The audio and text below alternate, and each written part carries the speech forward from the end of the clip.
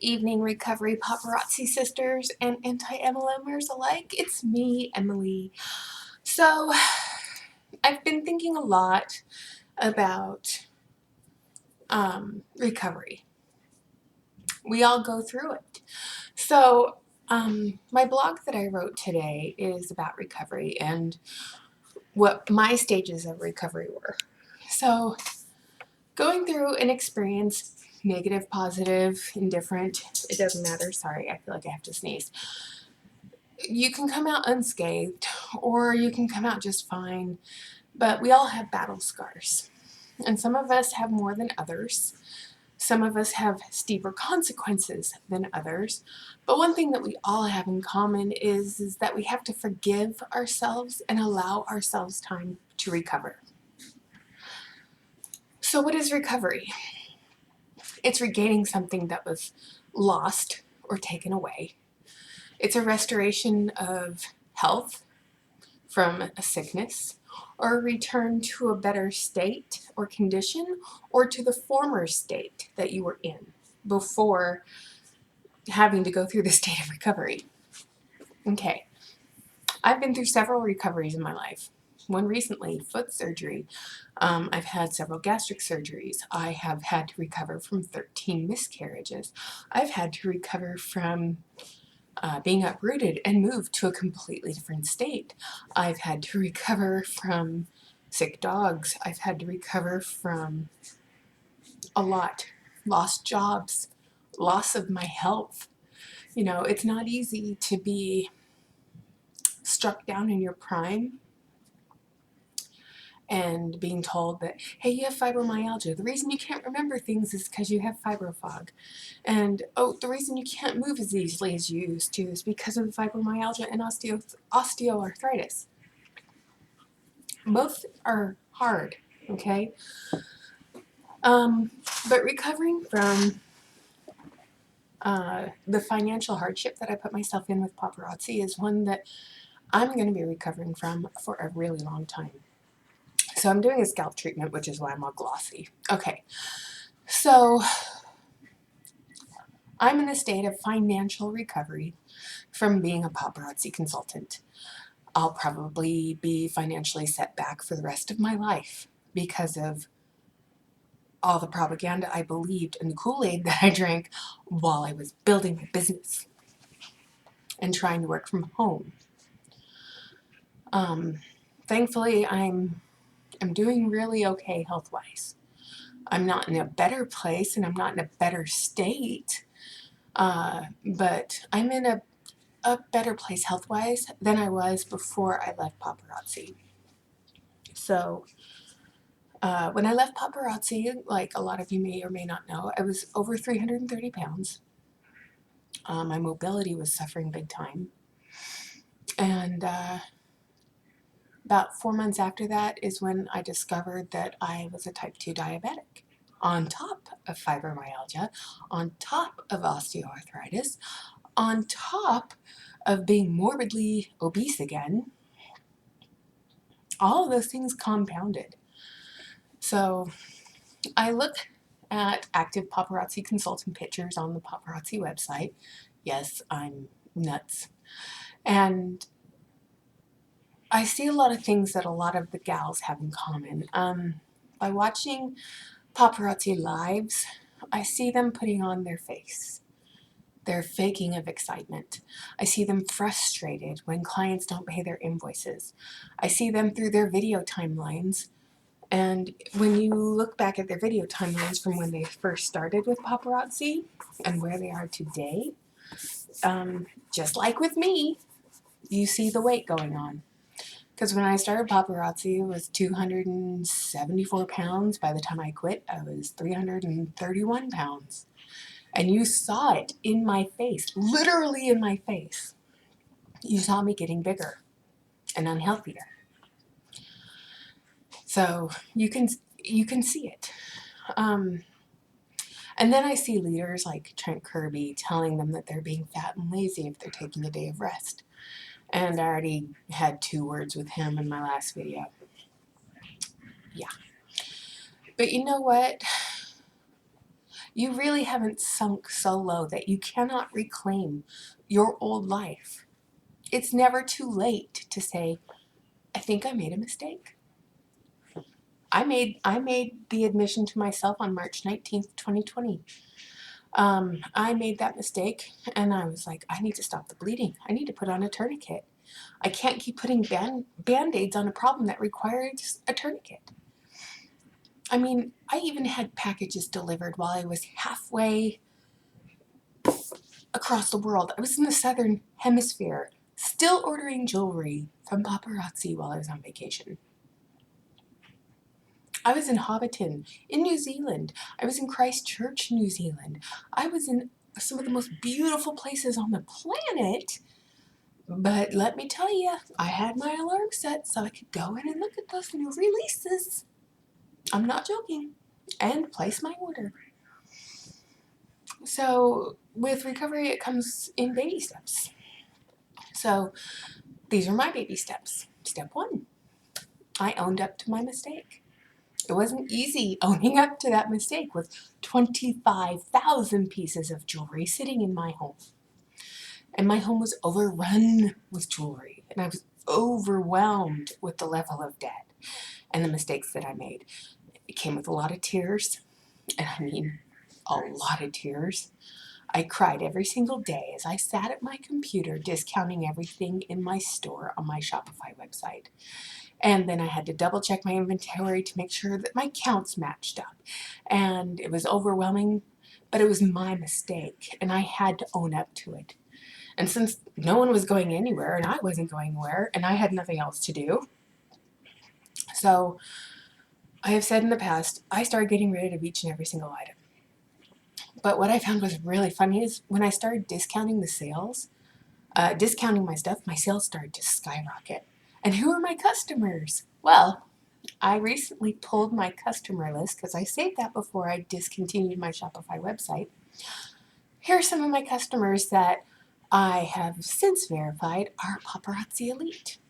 Ruby, Patty, Danielle, Darlene, Gloria, Melanie, Missy, Ruth, Sheila, Tammy, Cheryl, 3 times, there were 3 Cheryls, Tony, Cassandra, Amanda, and 5 Jennifers. All these women are currently still active paparazzi consultants. 2 of them I couldn't find, so I'm guessing that they quit or canceled. But I'm grateful for them shopping my web store and helping me get out of the mistake I made. I don't know how they're doing, nor do I really care. If they wanted to reach out to me and ask me for help, I would be 100% supportive and I would be encouraging and give them the ideas that worked for me and help them get rid of their inventory. Step 2, make the needed corrections. I mean, I was thinking for a while, how could I keep my website and continue to help others that were trying to get out of the same mistake I had made. This was an experiment. It failed epically and very quickly. So I stopped doing that within 2 months of me putting the offer out there because I was burned by a couple of elite consultants that I didn't know were elite consultants at the time, but they sold me crap jewelry and sent them to me in balls and jumbled masses that I had to spend time untangling and repackaging. Some of them were altered. Some of them smelled like smoke. A good portion of them were tarnished. Others were missing their rhinestones or pieces had fallen off. And I can't really trace any of them back because 2 of them sent them through PayPal accounts that were family members that I found out after the fact. But one of them was an elite because she was stupid enough to leave her business card and consultant ID number in one of the boxes. I'm not naming names. I'm just letting you know that that's one person that did that. One person burned me. Never again. Step 3. And this is the hardest step because I'm still working on this step. But you have to forgive yourself. I'm working on this every single day. I know my husband has forgiven me because he constantly tells me how happy he is to have all the crap out of the house. And he still asks me if I'm going to get rid of the pegboard that's in our closet, but I can't find anyone that needs it or wants it. So I'm honestly thinking I'll just take it to Goodwill and take the tax write-off this year because I want that out of the house. Step 4, set some new goals. The goal I set for myself was to regain at least 75% of my health. My goal is to get to 175 pounds, to have my skin removal surgeries, to have my breasts lift, because right now, honestly, my breasts look like tennis balls and tube socks. I mean, they literally hang down to my stomach. And I have so much excess skin. It's really, really sad. And my other goal is to rebuild my savings. And step 5, help others. And that's what I'm hoping that I'm doing right now, is helping others who have been through the same thing and that they are trying to regain some respect and some semblance in their life and to get back to the life that they need to be in, which is the life they had before they joined paparazzi accessories, before they drank the Kool-Aid, before they got caught up in all the drama. And, we're all there. We've all been there. So, but recovery, it's slow. I'm not gonna lie. It's difficult. And you can have setbacks and you can have other things. But it's not easy to go through something like a good majority of us have gone through. At least those of you watching this video. It's not easy to go through something like this. And it's not easy when you're isolated and made to feel alone. Which is why I'm so grateful that Tracy and Jerry have started the Recovering Paparazzi Consultants group on Facebook, so we can at least lift each other up and help each other out. So that's my soapbox for today. So I'm gonna go over the paparazzi back office because I still have a login of a current active consultant. And when I go in and look at the the back office, they now have a new section called the gift shop. In the gift shop, they have sparkling stargazer in green. This is not a new piece, but it's in the gift shop. You could get it now. And fundamental fashion is now in red and in green. What season is popular with red and green? Could it be Christmas? Hence the reason it's called the gift shop? They have fabulously flattering gold, which is a pair of earrings that look so astronomically heavy. I don't know anyone in their right mind that would actually wear those. And then they have exquisite exaggeration. Nothing exquisite about it. Then they have the cyber chime, which is a play on the one they had that kind of looked like a Taj Mahal charm thing that they had a couple years ago. They're in silver. I actually own a pair similar to these in gunmetal. Then they have the galactic drama. When I saw that, I was like, yeah, galactic drama. Isn't that what we all went through when we were paparazzi consultants? And then this Eiffel Tower tryst. Eiffel Tower tryst. No. People in Paris would not wear this. And I'm still mad that I canceled my trip to Paris this year. But, COVID was still kind of out there and I didn't want to risk it. All right, so let's see. They still have the Paparazzi Possible out there, so you can, donate money to help them get their tax write-off, and where they keep a lot of it for themselves and pretend to do charity work in the Dominican Republic. Meanwhile, people in the U.S. are going homeless and struggling to feed families. But, let's help people outside of the United States. Pharaoh's Arrow. No, that's a men's piece with a little arrowhead. Arrowheads are all over southern Utah. And goat gold, chunky men's gold chain that twists. No, no, no, no. I don't know any man who would actually wear a fakey gold chain like that unless they were trying to show off something that, nobody wants to see anyway. It's like some men, they can wear it, they can't. I don't care. Sorry. I really feel like I'm going to sneeze right now. But there is a piece that hit the back office, and I'm shocked. Absolutely shocked that it hasn't sold out yet. It's this thing called Check Your Coordinates, and it's in blue. And it's basically blue string with these silver hoopy-doopy things on it. It's called an asymmetrical collection of hammered silver ovals fitted in a place along 3 rows of shiny blue cords, creating an edgy display below the collar. No, this looks like something your kid would make in Sunday school. Sorry. It's like, yeah, no, mommy doesn't want that. Oh, the palm is back. The ugly palm, which you can get at Nihao Jewelry for super duper cheap. Palm Promenade in silver. Save your money, people. Don't support paparazzi. And then we've got the still the blue egg, crushed can look. But this thing that they came out with today, it's called Guide to the Galaxy. It literally looks like an asymmetrical Star Trek arrow. Okay. And I was like, why are they trying to rip off Star Trek here? Large triangular cutout stamped in a lightly dotted texture link below the collar, forming a dramatic display of silver slices. Slices of pizza, but not a slice. Yeah, no, that is just so fugly. And then we've got Tie Theory still back there, the stupid scripture pieces, and then we have Starry Anthem in gunmetal. And basically, it looks like,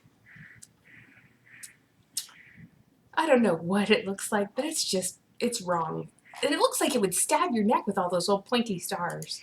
So yeah, starry, whatever. No stars for me. No stars for you. Easily Swayed, the ring. It's back in the back office. Not new. And then we've got, more men's rings that are still there. It has been raining nonstop today, you guys, up in Washington. Outside my house is like Puddle City or Lake City. And I live in a subdivision called Lakes. Anyway, yeah. Then they have a silver hoop with a blue heart in it, and it's called Kiss Up. Yeah, this one's named perfectly. If you want to be in Misty's and Trent's good graces, you better pucker up and kiss up, Buttercup. Otherwise, they aren't going to look at you at all. And then they have gorgeously grounded hoops. This is supposed to go with apparently a necklace that hit the back office today too, and it's just as equally as ugly. And I love giving my commentary on the new releases. If you want to see them, you just Google the names, because I'm telling you the actual names of these things. Oh, but they are so. I mean, Venetian Vanity in pink. I'm sorry, no. Been to Venice. No. Just no. And then cue the sparklers. That looks like something you can get at the freaking dollar store in a pack of 10. But you only get one with paparazzi. You only get one barrette for $5. Go to the dollar store. Oh, gross. It's just gross. I mean, I don't know about you, but my thoughts on it is lately, I mean, the quality used to be somewhat appeasable and cute and good. But lately, what they are bringing out, no. Just nasty ass crap. And Rock Candy's back in pink. I got this in someone's random box, and it was like 3 years old. So why are they bringing that back? Who the hell knows? So, yeah. So I've been stalking on Facebook some of the consultants' websites, certain consultants that I will keep nameless because I don't want them to know that I've liked their pages and I watch what they're doing. But one consultant today said, sales have slowed in the back office. And she was talking about how she's been going live and she's only been able to sell 1 or 2 pieces during her lives, and that she's noticing that the hot pieces that would usually sell out with minutes are still there a week later. No way. And then she was talking about a bunch of other stuff, but yeah, she's pretty much just saying, hey, guess what? Things aren't selling in the back office either. Sales are really slow for me too. And then I watched another little live video of November's fashion fix. Have you seen the November fashion fix yet? It's absolutely gorgeous. You should stop. Look at this. This could be yours. A little bling pick me up. Join me for my live on on YouTube today. So I went and watched her little live on YouTube today. After the fact, I wasn't watching the live while it was live. I don't need her knowing that I'm watching. But she has the hashtags work from home, shop my website, $5 jewelry, paparazzi jewelry and accessories. It's just disgusting. And then she goes, tonight's live has been moved to tomorrow. We are celebrating Karen Messner's new job. So, all right, why did Karen have to get a new job? Was selling paparazzi not enough for her? Was she going into debt? Could she not continue to afford buying paparazzi unless she got an actual real paying job? Those are my questions. Inquiring minds want to know. So there's one person that I had to watch. And then I go to the paparazzi accessories website. It's Wednesday. What are you doing to work your business? And I hate that they did this. Work it Wednesday. And I'm just going to read a few of the comments. I did my morning inspirational live, and I showcased 4 items from our inspirational live. I'll be going live again this evening with those same 4 pieces. Please, 6 or more regular evenings. Okay. I'm adding another live to my week to gain more sales. Because you can't spell. But pretty much everyone's saying, I'm recovering from COVID pneumonia. So I'm going to be doing wall drops and album sales. She's recovering from COVID pneumonia. No, it's called COVID-19. Get vaccinated, people. I'm going to post an album in my group. I'm doing a lunchtime live. I'm doing a Christmas in November live. I'm not giving up, trying my best to move forward, doing with it all with a smile on my face. Here's my guess, Casey. Smile on your face isn't going to stay plastered there much longer because I'm pretty sure that you're getting frustrated with the fact that you haven't sold anything and you are drowning in debt like most of us were. I'm about to hit the live button and do a lunchtime live, reworking my showroom and reorganizing and getting ready for the holiday rush. Okay, this is holiday rush my ass. Okay, I was told that I was going to have a ton of sales. Tons of sales over Christmas. I cannot tell you, I did like 3 to 4 lives a day during Christmas. People weren't buying my jewelry, even though I was talking about how they'd be great stocking stuffers or great coworker gifts. People weren't buying during the holidays. I barely sold enough to keep my light bill on, let alone pay for the internet bill.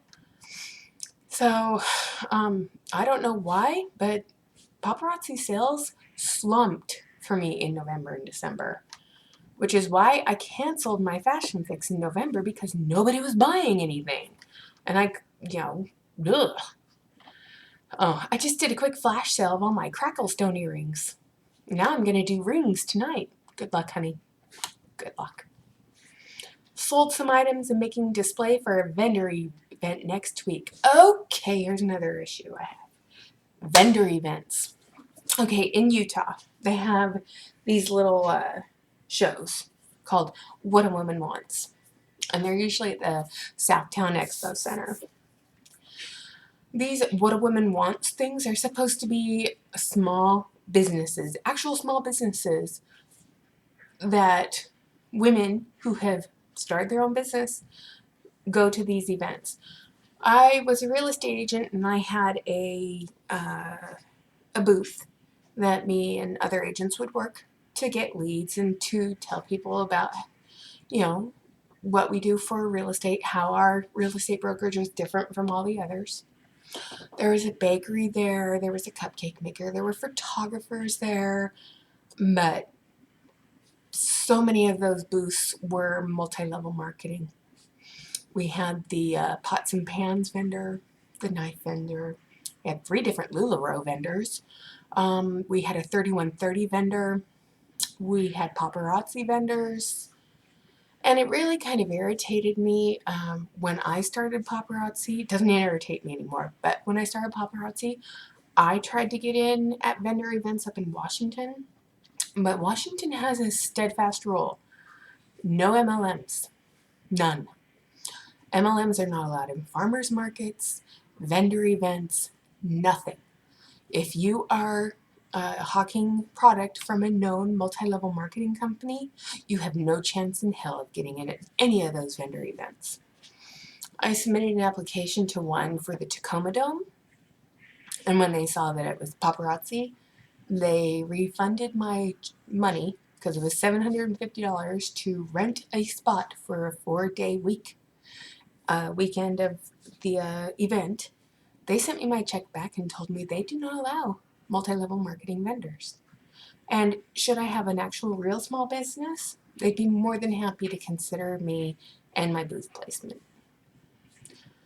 But I wish other states had that hard, steadfast rule. But farmers markets in Utah, all of them had MLM vendors. I remember that so much. So yeah, these vendor events, yeah, some of them were nothing but MLMs. But yeah, a lot of these Work It Wednesday posts were everyone talking about how they were going to go live and sell lots and lots of jewelry. And then, of course, paparazzi's talking about, tell your customers they can get this exclusive piece if they go to your back office and order while supplies last. This is the month I had over $60 in commissions that I never saw a dime of. Paparazzi kept all my commissions from those back office sales because I couldn't get these pieces for my clients.